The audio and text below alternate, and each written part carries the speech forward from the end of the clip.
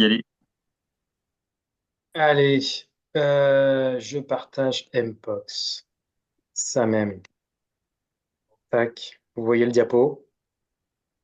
Oui, Oui, On voit Rodolphe, la version PowerPoint, pas la version. Et là, Parfait. très bien. Et bon, donc, j'ai oublié, n'hésitez pas à mettre toutes vos questions dans le chat et je relancerai Rodolphe au fur et à mesure. très bien. Bonsoir à tous. Merci pour l'invitation et l'organisation de ce petit point Mpox. Alors, j'ai potentiellement des liens d'intérêt en lien avec cette présentation, puisque j'ai déjà, alors je ne sais pas s'il faut les annoncer, travaillé avec un laboratoire qui fournissait un vaccin sur le chikungunya, mais je n'ai pas du tout été en lien avec le laboratoire qui fournit le vaccin Mpox, mais j'ai déjà été en lien avec des laboratoires faisant de la vaccination, donc je me suis permis de mettre oui à toutes les. Et puis j'étais investigateur principal à la fin de Vaxxed-Tachic. Donc voilà, comme ça m'avait été demandé la dernière fois, je préférais l'annoncer d'emblée. Alors, je vous avoue que pour la réalisation de ce topo, l'activité est très intense en ce moment.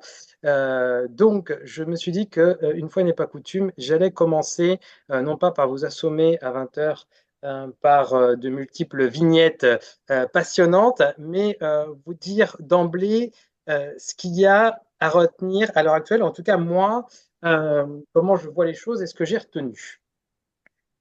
Sur le côté épidémiologique, vous savez, qu'en maladie infectieuse, on aime bien, et c'est hyper important pour nous de savoir où on en est au niveau épidémio. Ça permet d'avoir une idée de la probabilité diagnostique dans les différentes pathologies. Et donc, au niveau épidémiologie, ça circule de manière relativement active à Madagascar, probablement un petit peu aussi à Mayotte. Vous avez peut-être eu différents sons de cloche. On a du mal. J'ai pas eu des données très récentes sur l'état épidémiologique de Mayotte ou des Comores, mais en tout cas, il y a une circulation sûrement un peu plus active qu'à La Réunion là-bas. Et à La Réunion, pour l'instant, nous sommes à 6 cas. Donc, globalement, qu'est-ce qu'il y a à retenir sur le point épidémiologique? Ça circule autour de nous, pour le moment, très peu à La Réunion. OK. Sur la partie clinique, je vais vous la détailler un peu plus après. On est sur un poxvirus. Pox, ça veut dire pustule. Globalement, présentation qui peut sembler relativement similaire. On va voir un peu les différences avec la varicelle. Euh, et globalement, c'est plutôt en une seule poussée sur ce Mpox. Et souvent, comme le mode de transmission n'est pas toujours que simplement du contact, on va dire classique, mais plutôt du contact dans le cadre de relations sexuelles, souvent des zones touchées majoritairement des pustules plutôt sur les zones sexuelles.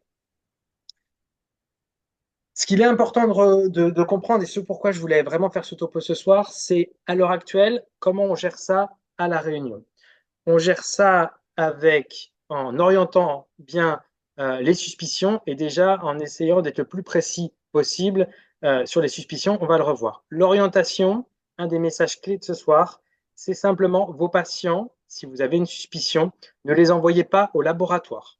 Les dépistages à l'heure actuelle se font de manière très précisément dans les Cégides parce que ce sont des virus considérés comme étant relativement dangereux et donc les laboratoires de ville, pour le moment, ne peuvent pas faire ce dépistage. Donc on n'adresse pas nos suspicions euh, au laboratoire de ville, mais principalement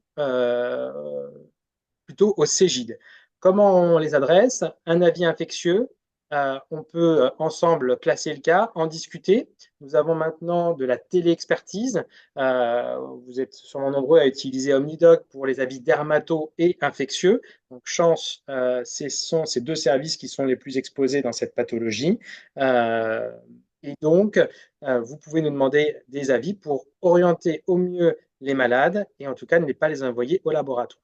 Et simplement vous dire qu'à l'heure actuelle, la probabilité hors contexte de contact, hors contexte de voyage, de contact avec quelqu'un de positif, euh, et la probabilité est relativement faible. Et enfin, on insistera pas mal sur la prévention. La prévention, c'est la vaccination, pré-exposition et post-exposition. Et un des messages de ce soir, et vraiment un des messages principaux, c'est que à l'heure actuelle, ça circule, je vous l'ai dit, au point de vue épidémiologique, surtout à Madagascar. Donc, la vaccination s'intègre principalement dans le cadre d'un voyage à Madagascar et également dans le cadre de la prise de risque sexuel. Donc, un rappel là-dessus. Quand vous avez des gens qui partent à Madagascar, vous allez sûrement les voir parce que certains vous parlent palu. C'est une occasion de rentrer dans le sujet du voyage. Pas toujours évident de parler rapport sexuel à Madagascar. Vous n'êtes pas sans savoir qu'il y a quand même une forme de tourisme sexuel à Madagascar, effectivement fréquente. Et donc, dans ce cadre-là, on peut penser aux IST. Quand on pense aux IST, on pense aussi à la PrEP, la prophylaxie pré-exposition. Ça fait partie des messages de ce soir, c'est-à-dire oui, il y a le monkeypox, mais c'est l'occasion également, dans cette peur du monkeypox, d'avoir aussi la peur du VIH, parce que vous savez qu'une part non négligeable des nouveaux VIH à La Réunion sont issus de voyages, et notamment de voyages à Madagascar, et que l'épidémiologie à l'heure actuelle du VIH était également en augmentation. Et donc, le monkeypox, ce n'est pas totalement une IST, mais un petit peu quand même. Et donc, dans cette prévention dans le cadre du voyage, on pense IST, on pense dépistage, on pense protection, on pense prévention, et donc PrEP, euh, également le palu, et enfin, monkeypox, la vaccination. Voilà globalement ce que je voulais retenir. C'est un virus. Pour l'instant, il n'y a pas de traitement. Le traitement, c'est la vaccination pré-exposition, c'est la prévention, et la vaccination post-exposition, qui a également un rôle important pour éviter trop de transmission. Voilà, j'ai dit l'essentiel. Et je vais après aller assez vite parce que ce diapo, certains l'ont peut-être déjà vu dans le cadre de la présentation qu'on avait fait avec l'URML. J'ai rien réinventé. Qu'est-ce qu'il y a à retenir? C'est une maladie virale, donc Mpox, monkeypox, découverte chez les singes dans les années 50, premier cas chez l'homme dans les années 70, donc pustule. On en a entendu pas mal parler en mai 2022 parce qu'il y avait une épidémie en métropole du clade 2. Et à l'heure actuelle, en Afrique centrale, et nous, ce qu'on a, c'est du clade 1B. Qu'est-ce qu'il faut tenir de ce clade 1B? Il est potentiellement un peu plus virulent que le clade 2. Il touche potentiellement un peu plus les enfants, et c'est chez eux qu'il y a une forme grave. J'ai pu voir un article avec un décès à Madagascar d'une fillette de 3 ans. Donc, globalement, des formes potentiellement graves chez qui? Toujours les plus fragiles, les enfants, surtout quand ils ont d'autres pathologies ou qu'ils sont dénutris, les femmes enceintes, les immunodéprimés. La situation dans l'océan Indien, désolé, je pense que très vite, vous aurez peut-être un peu mieux comme info, mais simplement ce que je vous ai dit, une circulation assez active à Madagascar, Mayotte, officiellement une dizaine de cas, sûrement un peu plus, La Réunion, 6 cas, j'espère que 6 cas, et Mayotte et aux Comores, 7 cas confirmés en janvier, mais probablement déjà bien plus. D'un point de vue épidémio, les données un peu plus récentes, ça c'était une publication relativement récente sur la répartition des clades et l'épidémio à l'heure actuelle. Vous voyez qu'en gros, la circulation en 2025, il y avait un gros foyer en Afrique centrale au Congo et qu'il y a eu après, il y en a aussi en Tanzanie, vous voyez hein, ce qui a été vers l'Afrique de l'Ouest et après vers Madagascar avec alors, les cas officiels en 2025, et puis après, il y a le nombre de cas plus important à l'heure actuelle. Vous voyez, ça, c'est en gros la carte avec les cas de fin 2025. Donc, la suspicion clinique chez les malades, c'est le retour de zone d'endémie à faire à 21 jours. 21 jours, c'est la durée d'incubation. Il va falloir après qu'on classe les cas avec des cas possibles, ceux qui ont une éruption cutanée ou mucogénitale anale ou buccale évocatrice, isolée, précédés ou accompagnés d'une fièvre, d'adénopathie ou de lignophagie. Un cas probable, c'est ce même type de présentation clinique, plus contact d'un cas confirmé. Donc, il va falloir, encore une fois, vous voyez, le cas probable, c'est quand il y a contact d'un cas confirmé. Et le cas possible, c'est là toute la difficulté. Il va falloir être le plus précis cliniquement, mais à l'heure actuelle, hors contexte de voyage ou de contact avec un cas confirmé, la probabilité reste relativement faible. Contact à risque. Alors, qu'est-ce qu'un contact à risque? Vous savez qu'en termes de transmission, c'est surtout, principalement, un contact direct cutanée non protégée, avec également donc, les fluides biologiques ou peau lésée, d'un cas probable ou confirmé symptomatique. OK, donc notamment lors des rapports sexuels, forcément, il y aura un contact cutané proche, et il y a potentiellement des transmissions probablement un peu plus à la marge, via de partage d'ustensiles de toilette ou de textiles, mais retenez relativement peu, et ça c'est important de le retenir, de transmission par voie aérienne. OK? Donc globalement, en termes de prévention, c'est masque chirurgical pour ce qui est de la contamination aérienne, et après, potentiellement, les gants pour examiner. La clinique, c'est plutôt aspécifique au début, donc fièvre, céphalée, les ganglions et cette éruption cutanée, on va revoir ça après. La guérison est sans séquelles la plupart du temps, et donc les formes graves, c'est les immunodéprimés, les femmes enceintes, les jeunes enfants. Voilà cette description et les FA. Donc, vous avez ces fiches-là qui sont issues des fiches REB donc sur le risque épidémique et biologique. Vous tapez COREB sur Internet, vous avez vraiment toutes les informations en termes d'habillage, de prévention, de nettoyage, de clinique, de prise en charge. Donc, vraiment, tout est dedans. Et donc, vous voyez la description. J0, une phase prodromique avec fièvre, polyadénopathie potentiellement. L'éruption arrive donc assez rapidement, avec potentiellement l'atteinte des muqueuses. Puis après, tout le corps peut être atteint, paume, plante des pieds. Donc il y a à l'heure actuelle à La Réunion une circulation de pieds-mains-bouche en termes de virose. Donc voilà, ça peut être compliqué, mais normalement là, on est sur des atteintes de tout le corps, des vésicules qui après deviennent pustules, pustules ombiliquées, avec ce centre nécrotique qu'on a pu voir quand même assez régulièrement, puis ensuite des croûtes qui vont être plus matures et qui vont tomber, et ça c'est important parce que comme dans le cadre de la varicelle, la contagiosité est normalement jusqu'à la chute des croûtes et peut-être via les croûtes qui peuvent contenir du virus. Et c'est un virus qui est relativement résistant dans l'environnement, ce qui en fait aussi sa contagiosité un petit peu prolongée, et ce qui fait aussi la difficulté de la prise en charge, parce que dans la prise en charge, il va y avoir un isolement qui peut être un peu prolongé et donc un peu difficile. Donc voilà, hop, je vais essayer de bouger ça. Donc simplement, ce petit tableau que vous avez issu du REB qui vous fait la part des choses entre monkeypox, je ne sais pas si vous voyez la barre. Vous voyez la barre qui vous gêne aussi ou pas? Non? C'est Non, bon? il n'y a que toi qui vois la barre de partage Que moi d'écran. qui vois là-bas. Tant mieux. Donc, comme ça, vous voyez bien. Donc, vous avez monkeypox, varicelle, pieds-mains-bouche, syphilis secondaire, herpès ou dermatose bulleuse. Ça va surtout être la différence avec la varicelle. Bien sûr, les antécédents de varicelle toujours. La notion de comptage, souvent, il y a un comptage familial ou scolaire dans le cas de la varicelle qui est retrouvé. L'incubation, vous voyez qu'elle est toutes les deux maximum à 21 jours. Les signes cliniques associés, la polyadénopathie, assez fréquent dans le monkeypox, un peu moins dans la varicelle.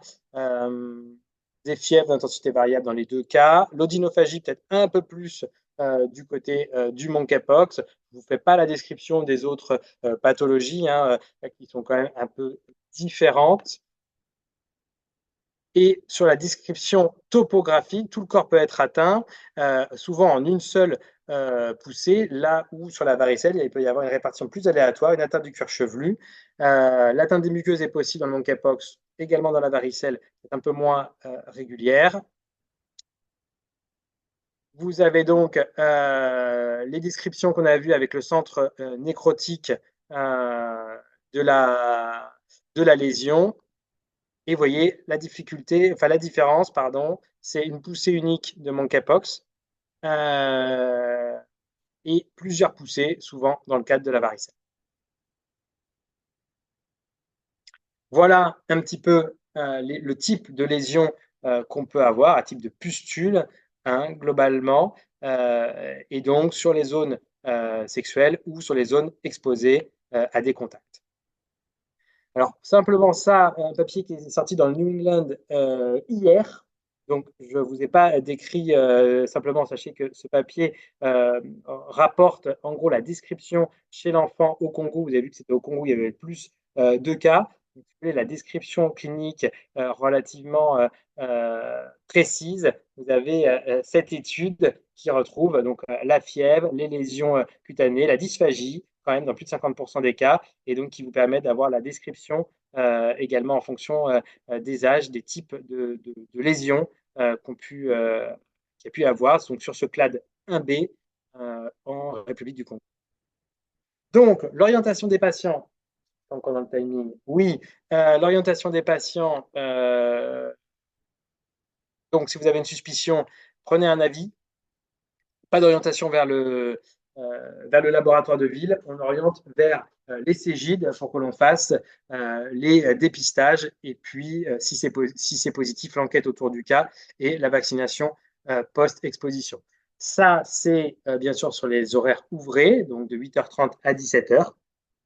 Si vous avez une suspicion un peu plus tard, soit le malade il est symptomatique grave et vous l'orientez vers les urgences, soit il n'est pas symptomatique et on se dit il est pas grave et on se dit que ça peut attendre le lendemain et d'orienter le malade le lendemain. Je pense que ce qui est vraiment important encore une fois, l'occasion de voir l'émergence de ces plans de maladies avec une contagiosité par contact, c'est aussi l'occasion de voir les parcours patients et les circuits. Et ça, on l'avait bien vu dans le cadre du Covid. Et je pense qu'il faut qu'on ait vraiment une culture. Et c'est pour moi hyper important de vous avoir parce que c'est vous qui êtes exposé, c'est vous qui allez voir ces malades en première ligne. Et c'est important qu'on ait une culture REB, risque épidémique et biologique. C'est-à-dire comment on gère ces épidémies au cabinet, comment on oriente les patients, qu'est-ce que l'on fait. Et je pense que c'est hyper important d'avoir les recommandations en lien avec l'ARS, effectivement, qui va guider la prise en charge globale avec tous les professionnels de santé,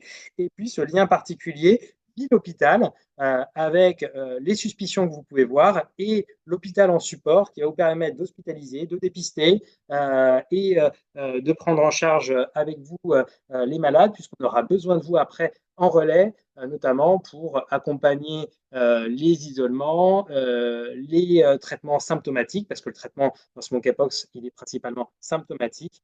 Donc voilà. Et donc, dans ce message-là, on est sur une maladie contagieuse par voie cutanée.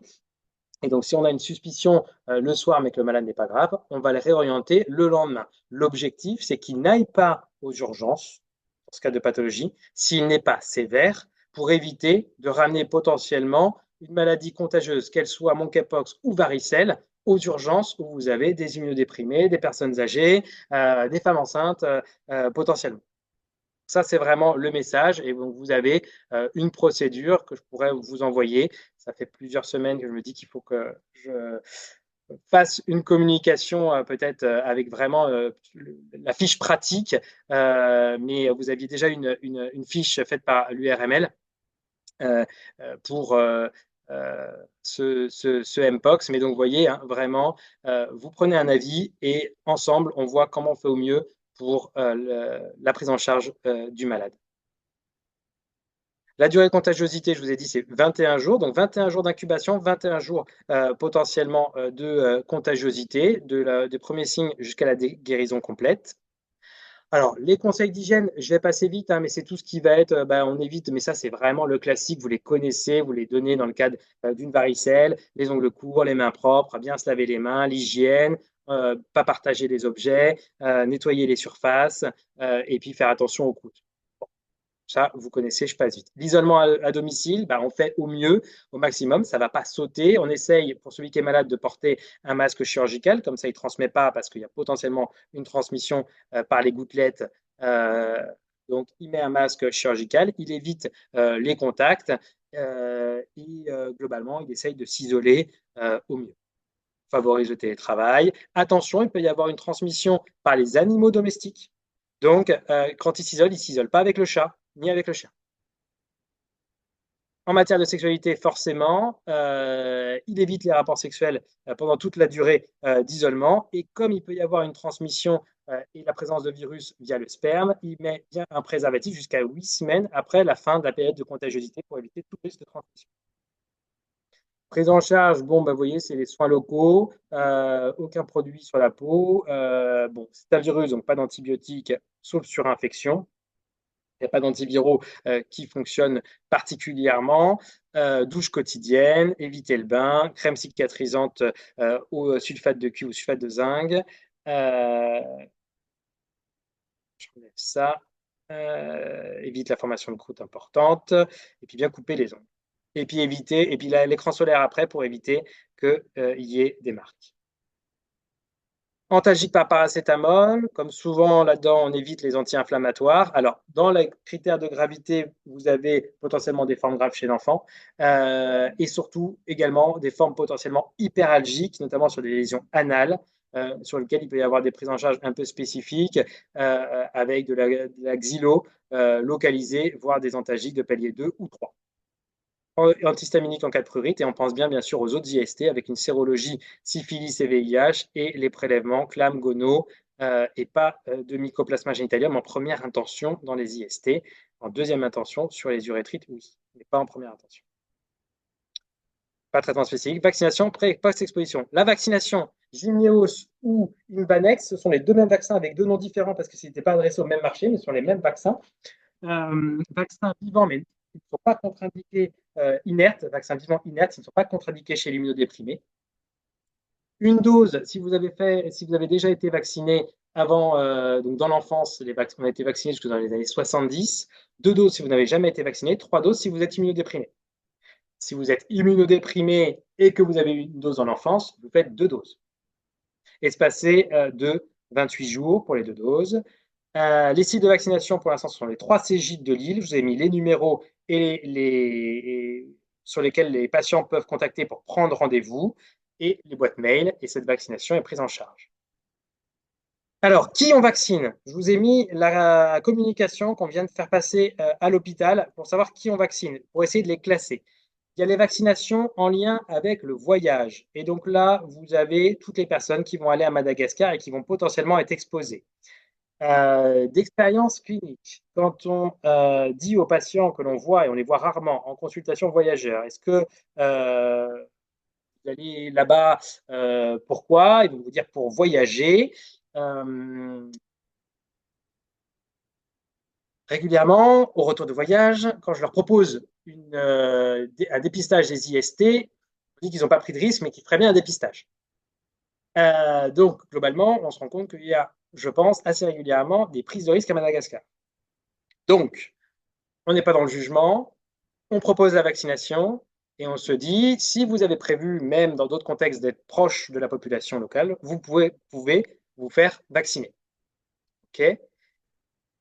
Ça, c'est dans le cadre du voyage. Et si vous êtes immunodéprimé, c'est plutôt bien également, puisque vous êtes à risque de faire une forme grave, et que vous voyagez, de vous vacciner. Donc, vous voyez, dans le cas de voyage, voyageurs avec pratique sexuelle à risque, personnes immunodéprimées, les soignants, donc ceux qui vont partir en mission humanitaire, on a tendance à les vacciner, et puis les personnes originaires de pays concernés qui résident en France et qui retourneraient au pays, donc qui vont forcément être en contact rapproché avec la famille locale.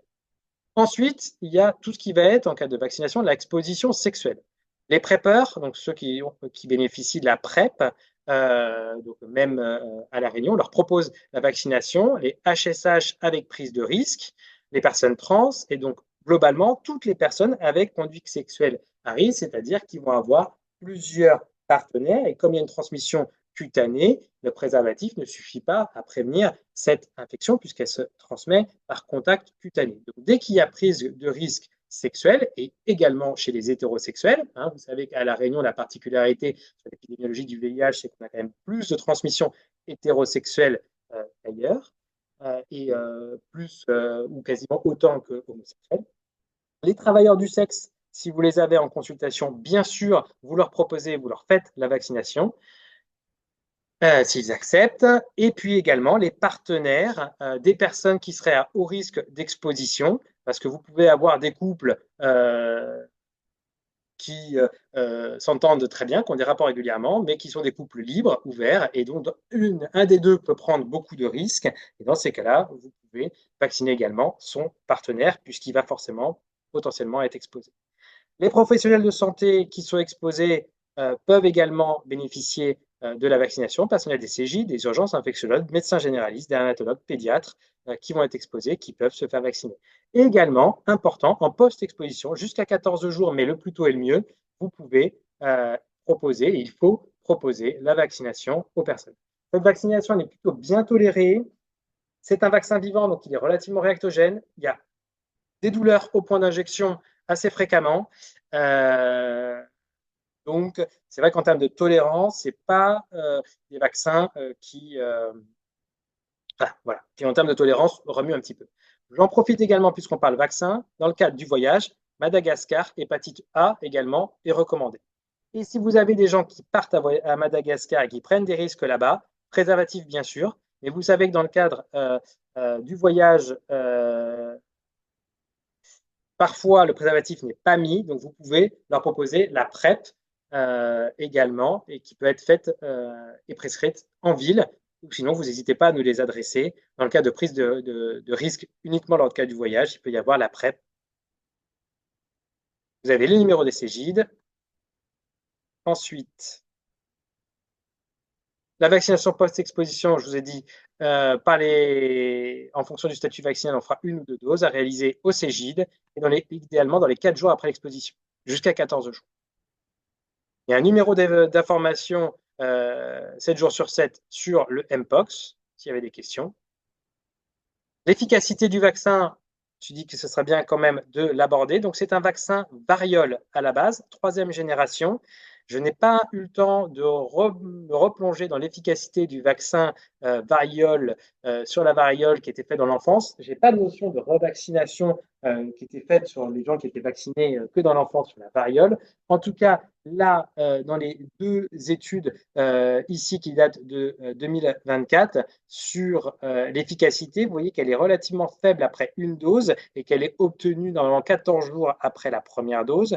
Elle est bien plus importante sur 2 doses, et il y a aussi une bonne efficacité, moins dans l'étude de Pichel, en post-exposition. Plutôt c'est fait, mieux c'est. Et pareil, essayez de faire 2 doses avant d'être exposé. C'est toujours mieux et en tout cas bien plus efficace. Les avis infectieux ou dermato ici, et vous avez les lignes d'avis que je vous ai remis ici, et il est 36, je m'arrête là. Merci pour votre attention. Merci beaucoup, Rodolphe. Donc, on va enchaîner sur les questions. Il y a une question pour savoir combien de temps entre la PCR et le résultat de la PCR. Alors, vous avez là-dessus 2 réponses. La réponse de la technique en elle-même, une technique PCR, c'est 3-4 heures globalement. Donc, à partir du moment où elle est lancée, vous avez le résultat en 3-4 heures. Après, il y a l'organisation des laboratoires, et notamment du laboratoire du CHU Nord.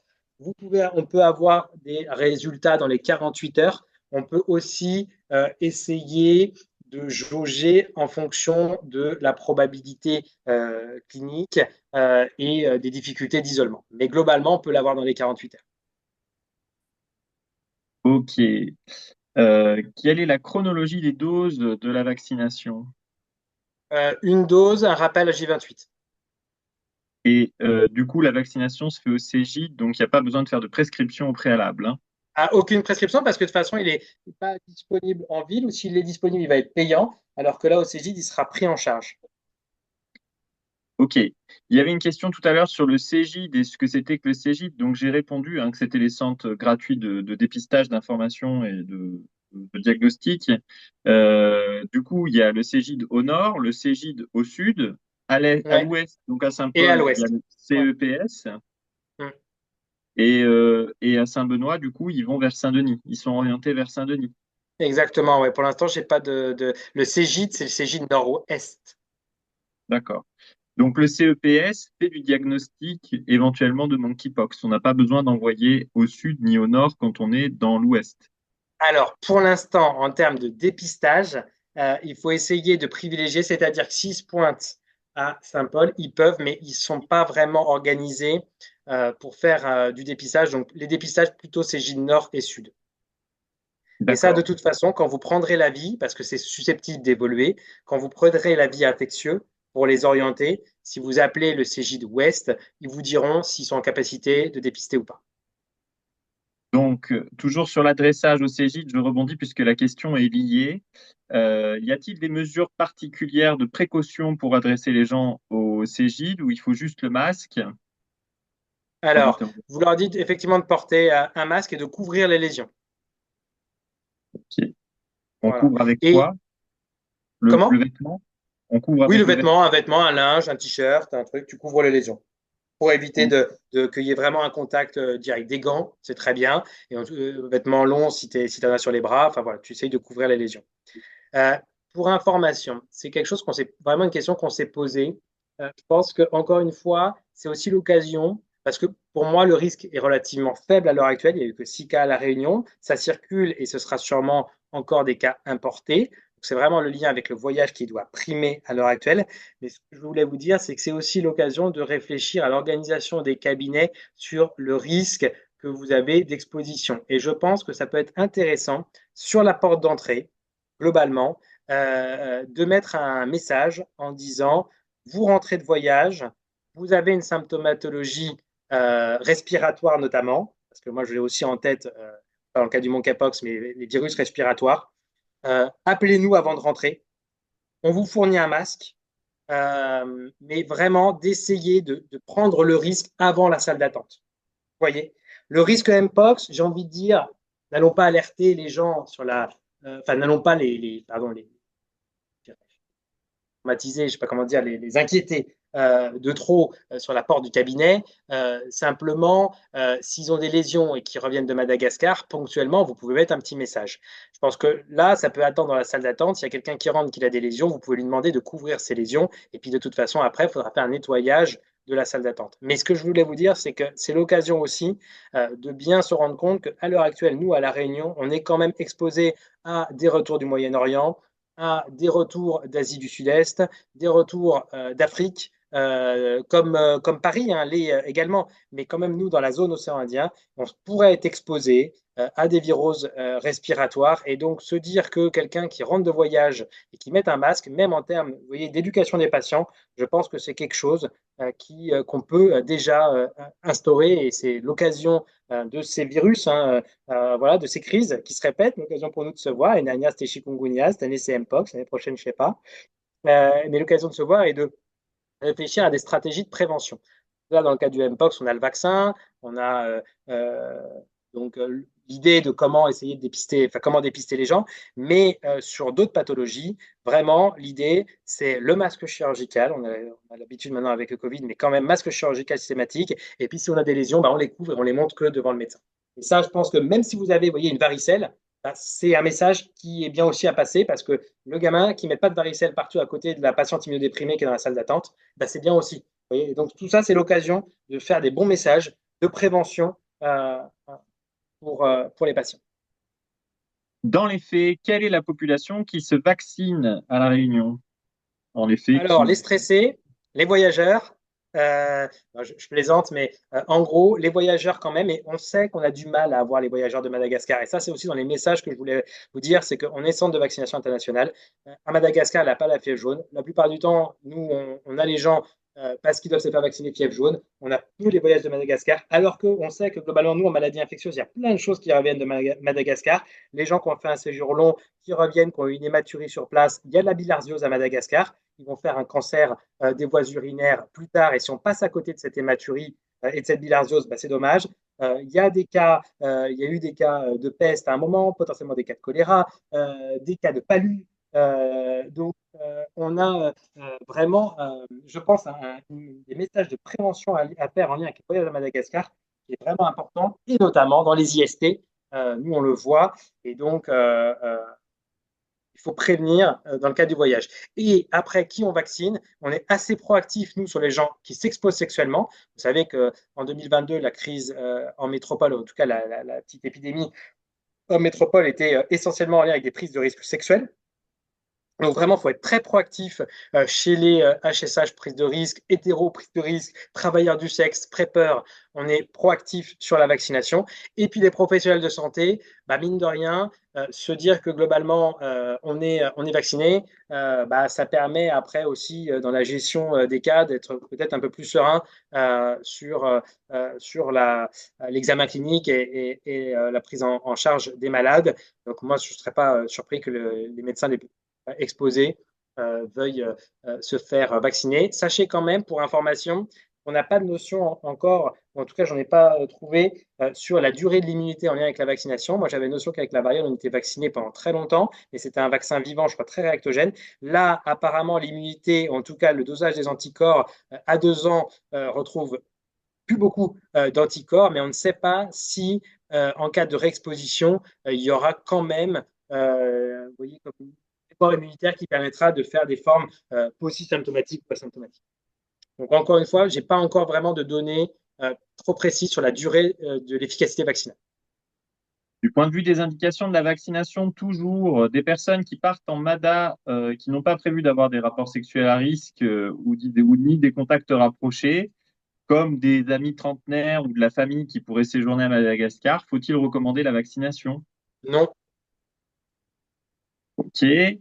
Donc, on fait un retour de terrain. Le délai pour les vaccins, j'ai envoyé un patient. Excuse-moi, Frédéric, bah, vas-y, attends, je finis juste ça parce que je vais oublier. Je dis non. Attention, s'il y a des enfants en bas âge qui vont aller jouer sur la plage avec d'autres enfants parce qu'ils n'ont pas tu vois, bah, globalement, on peut quand même se dire qu'ils vont peut-être s'exposer. Si tu as des enfants qui ont 7-8 ans qui sont en capacité de comprendre, c'est aussi différent. Euh, Parfois, sur place, tu vas vouloir quand même aller voir peut-être aller dans un village ou aller, tu vois, participer à une action. Donc, euh, non, pas forcément de vaccin si tu vas au club à Nocibé et globalement peu fréquenter peu les personnes localement, mais il faut bien penser à effectivement les personnes qui peuvent être, justement, je pense aux enfants en bas âge, amenés à les toucher un peu tout. Ok. Voilà. Un retour de terrain, les délais pour les vaccins, point d'interrogation. Quelqu'un a envoyé un patient, on lui a dit 3 semaines, et il a dû partir auparavant à Madagascar puisqu'il avait son vol 2 semaines plus tard, donc il n'a pas été vacciné Alors, dans pour l'instant, l'intervalle. on n'était pas submergé de vaccins, je vous avoue, enfin de demandes. Je vous avoue qu'on n'a pas refait le point. On avait ouvert des créneaux tous les jours. On a demandé du temps médical à l'ARS pour faire ces vaccinations. Ce temps nous a été refusé pour le moment.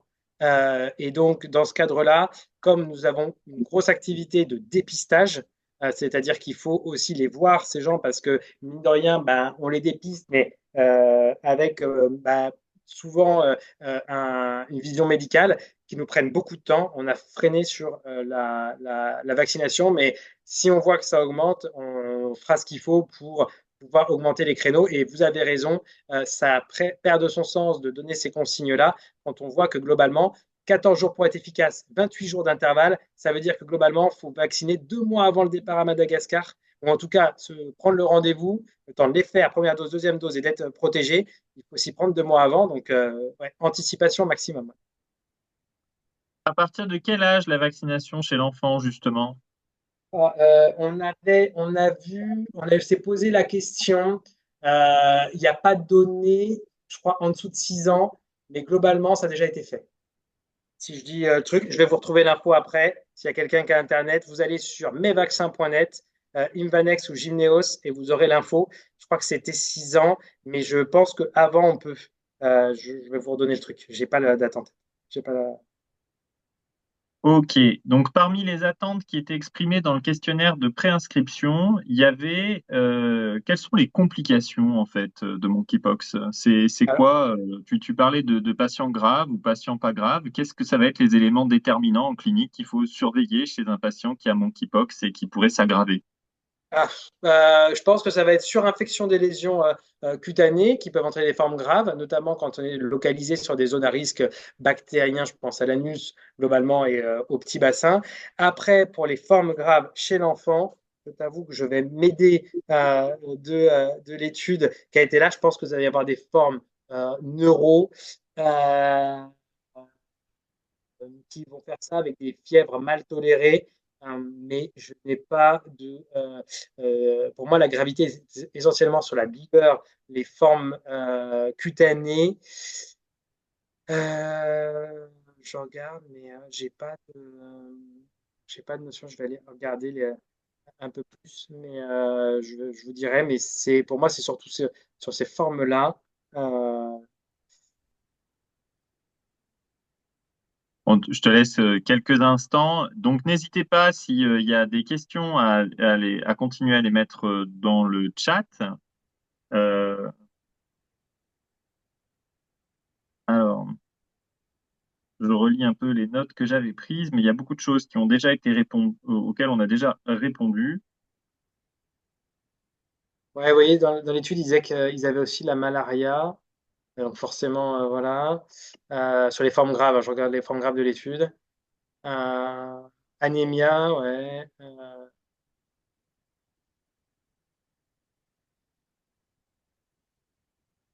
Oxygène désaturation, œdème, arrêt cardio-respiratoire. Je regarde juste, hein, tu vois, ce qui est. En gros, la physiopathologie, c'est pour l'adulte, ce sera sur une fièvre pas bien tolérée ou un point de départ de Ouais, sepsis, un point de départ cutané, quoi. ouais. Et, euh, Et, et et je chez l'enfant, pense il peut y avoir des l'immunodéprimé avec immunos- un mauvais contrôle viral.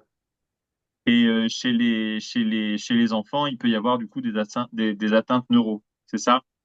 Pense, tu vois, voilà. Sur infection cutanée, septicémie, encéphalite, atteinte cornéenne, dans les complications qui peuvent survenir. Je suis sur pasteur.fr. Ok. Alors, il y avait une question sur les traitements. Du coup, sur la fiche du COREB, il y a quand même des antirétroviraux qui sont mentionnés. En fait, il n'y a pas Dans les formes d'efficacité. graves, on va parfois essayer de les utiliser, mais globalement, ça va être vraiment une niche. Ok. Donc, Euh, pas en vie du tout. Est-ce qu'il y a des... Alors, il y avait une question autour de la pédiatrie également dans les attentes. Est-ce qu'il y a des formes particulières de présentation pédiatrique ou est-ce que c'est vraiment comme l'adulte, c'est la même manifestation? Comme l'adulte avec des formes plus cognées, donc des éruptions plus importantes, des retentissements, tu vois, avec un enfant qui va être fatigué, donc apparemment des formes vraiment plus virulentes chez l'enfant. Et donc tu vois, la létalité, c'est ce qui va être un surpasteur, elle est surtout plus importante chez les moins de 5 ans. Ok. Sur le site, mes vaccins Gynéo est préconisé après 18 ans. Ouais, mais ouais, je sais qu'on avait vacciné, nous on s'était posé la question, on avait refait la recherche, on a vacciné, euh, on a vacciné les enfants. D'accord.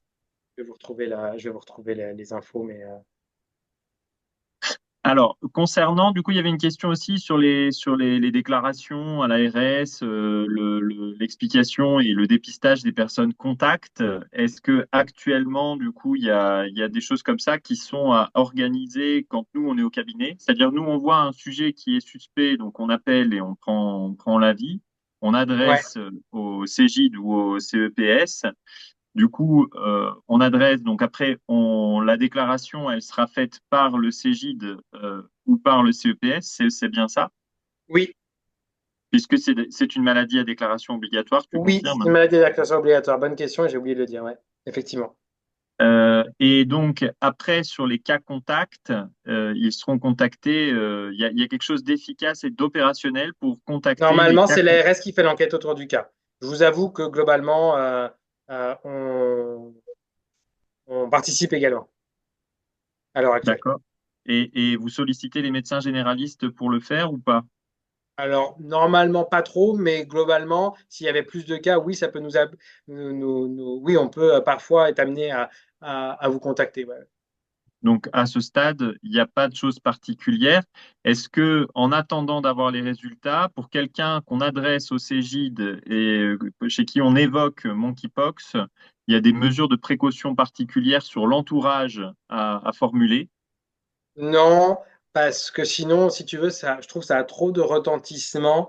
Donc, soit on est sur une forte suspicion, et dans ces cas-là, Oui, c'est-à-dire quand on va classer le cas, si on se dit c'est un retour de Madagascar, que c'est compatible, qu'il a pris des risques et que quelqu'un sur place là-bas était positif, je vous avoue que oui, on va potentiellement dire à la famille, faites attention. Si on n'a pas ce contexte-là, mais on a une éruption, vous avez un petit doute, on est hors délai, la clinique est pas, franchement, on fera pas plus. On le Ok. dépiste et on voit ce que ça fait. Quelles sont les capacités de dépistage à l'heure actuelle à La Réunion? Pour l'instant, plutôt bonne. C'est-à-dire qu'on répond à la À demande. 100%. D'accord. On est capable d'en voir pas mal, hein, parce que ça peut aller vite. On a une infirmière qui, là, par contre, a été dédiée pour ça. Donc, ça aide pas mal.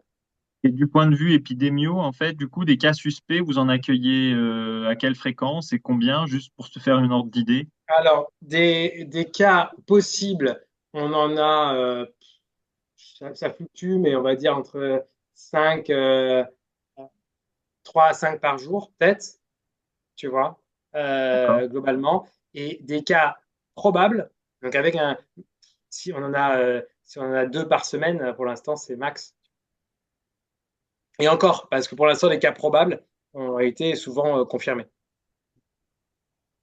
Ok. Euh, Très bien. Bon, ben, je crois que j'ai épuisé ce que j'avais pris en note. S'il y a des Donc, tu questions vois, résiduelles, voilà. n'hésitez pas. Bavaria nordique a débuté population vulnérable, les nourrissons. Donc, ils ont chez le vaccin Jynneos qu'on a nous, chez les 2 ans et moins. Donc, ils ont commencé les études dès le 4 mois.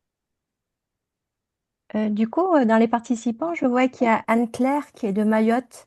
Anne-Claire, si tu veux témoigner de la situation Ah, à Mayotte, je suis est-ce que très tu preneur. es là? Ouais. Est-ce que Bonjour. tu...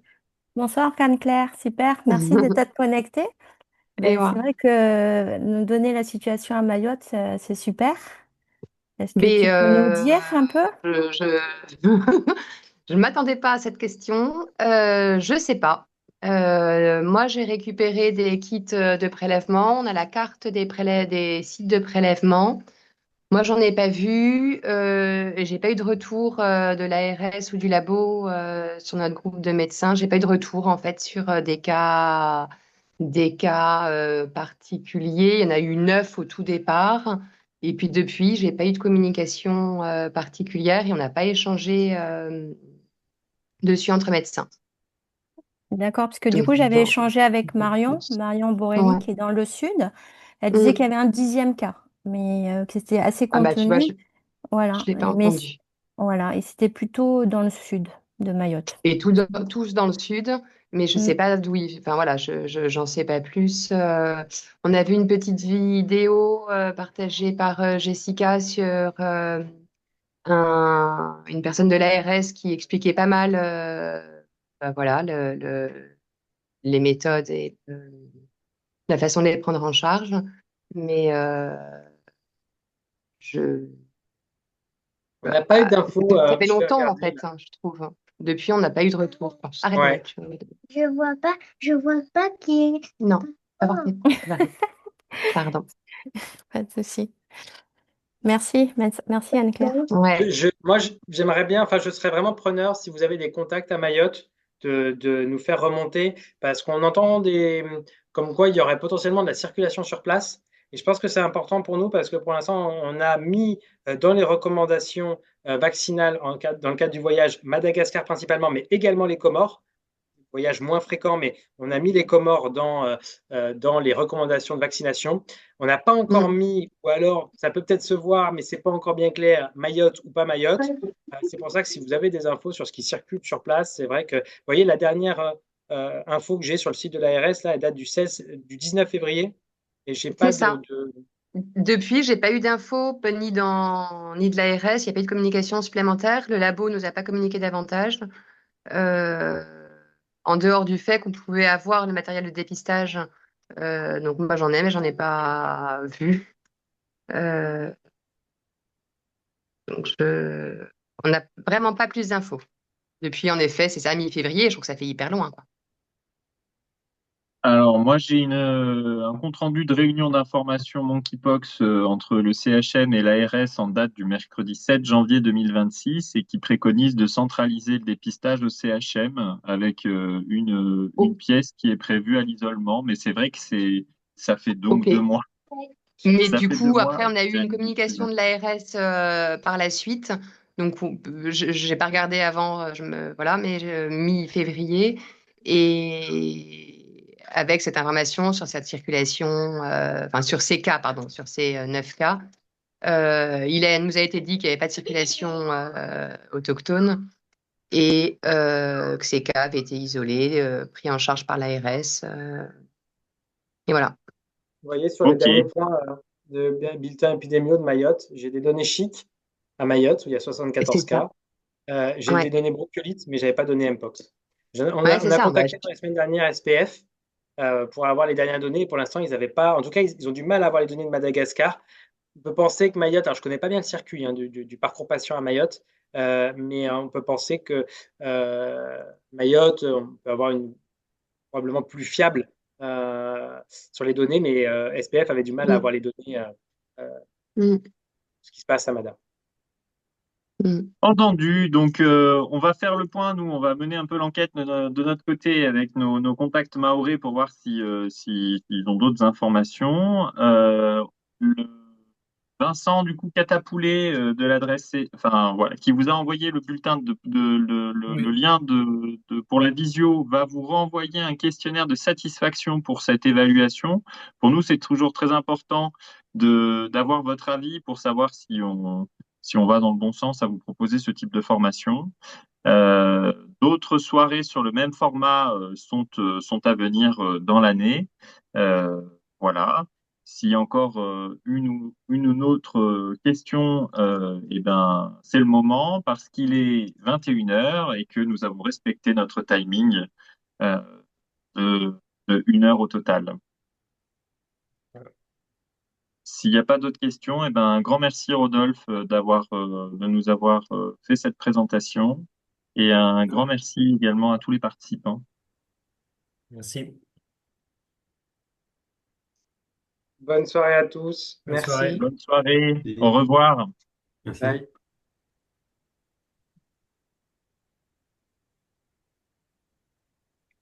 Il y a des merci, les gens sont contents de cette présentation. Oui,